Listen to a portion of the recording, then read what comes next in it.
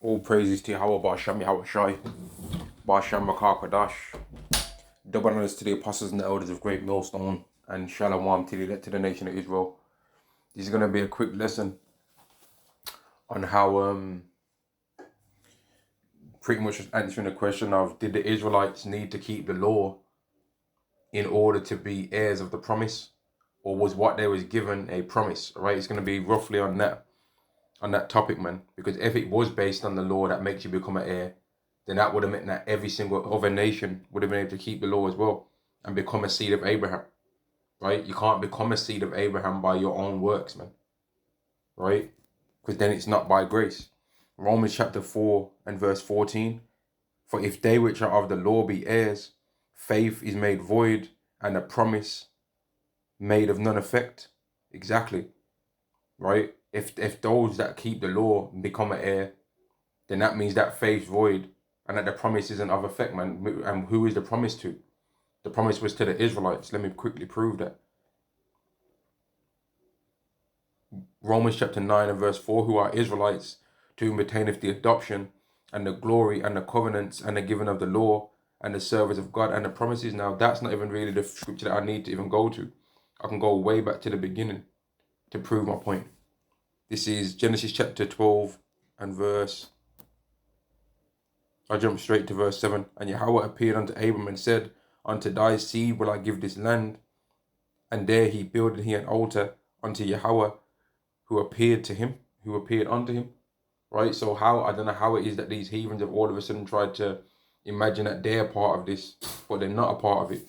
Genesis chapter 15 and verse 13. And he said unto Abram, of a surety thy seed shall be a stranger in a strange land.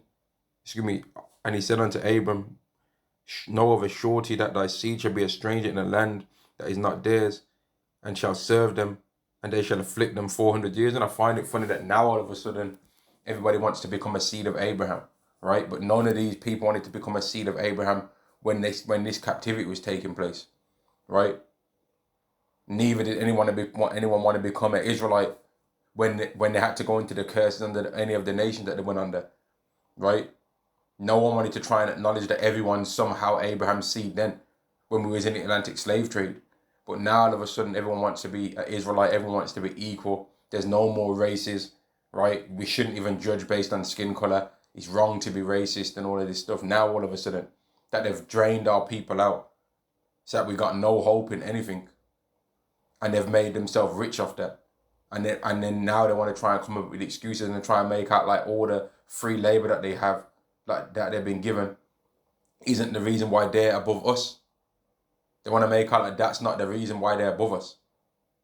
They want to make out like if all of that stuff for the last 4 or 5 decades, 4 or 5 centuries hadn't happened, that their lives wouldn't be different and our lives wouldn't be different, that their lives wouldn't be worse and our lives wouldn't be better. They try and actually think that they can play us like that, but it's not going to work, man. Right? Them keeping the law don't make them get what we've got. Neither does us not keeping the law make them be allowed to have what we're supposed to get, the promise. Galatians chapter 3 and verse 18. For if the inheritance be of the law, it is no more of promise, but God gave it to Abraham by promise. And who did Abraham's blessing promise get given to? It got given to Isaac. And then who did it get passed on to? It got passed on to Jacob. And then who did it get passed on to, man? The 12 tribes of Israel. And from there, it was with the 12 tribes of Israel and no one else. So all you people that want to try and think you're going to usurp the covenant, it's not going to work, man. It's not going to work. Verse 28. There is neither Jew nor Greek. There is neither bond nor free. There is neither male nor female, for you are all one in a Mashiach Yahushua. And that's going into how every single Israelite that Yahushua died for, right? We're all Israelites first.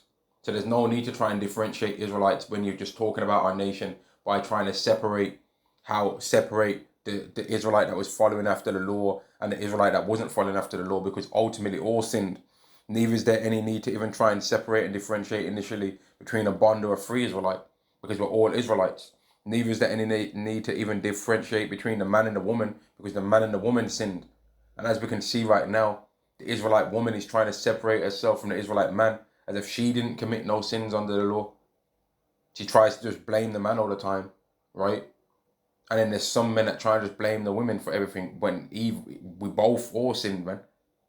We all sinned and did wickedness.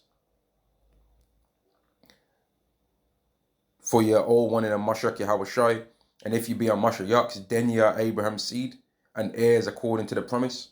Meaning that if you're showing the faith, right, then that means that it's the reason why you're doing that is because you are of Abraham's seed in faith. Literally though, your seed that's got the faith just like how your forefather Abraham had. And the way how you prove all of these things is because when you start going into prophecy and going into the covenants, as I already read in Romans 9, it's not for everybody. So all this Abraham somehow everyone's father now. These people are trying to run some damn child support fraud, man, by trying to say that. It ain't gonna work. They're trying to make Abraham be everyone's baby daddy up in here, and Abraham ain't accepting y'all, man. Abraham don't want you other degenerate nations, man. He didn't even accept Ishmael in. So what are you people talking about? He didn't accept Jokshan, Midan, Zimran, all of them, all of his other sons that I mentioned in Genesis 25, they ain't even in it. So I don't know how then all of a sudden a Cushite becomes a part of it, and a Hamite, and Japheth's descendants. How did they then become part of it? They ain't even from Shem. Neither do all the people that are from Shem get it either. Because Abraham isn't everyone's father, man. Abraham is not everyone's forefather. Neither was Isaac. Neither was Jacob. And neither was any of the 12 sons of the patriarch Jacob, man. But I'm going to end the lesson there. In fact, let me get one more. Galatians chapter 2 and verse 21. I do not frustrate the grace of God, for if righteousness come by the law, then the Mashiach is dead in vain. It's by grace that the Israelites are going to get what they're going to get. And the ultimate reason why they have got the promise is because of what Abraham did.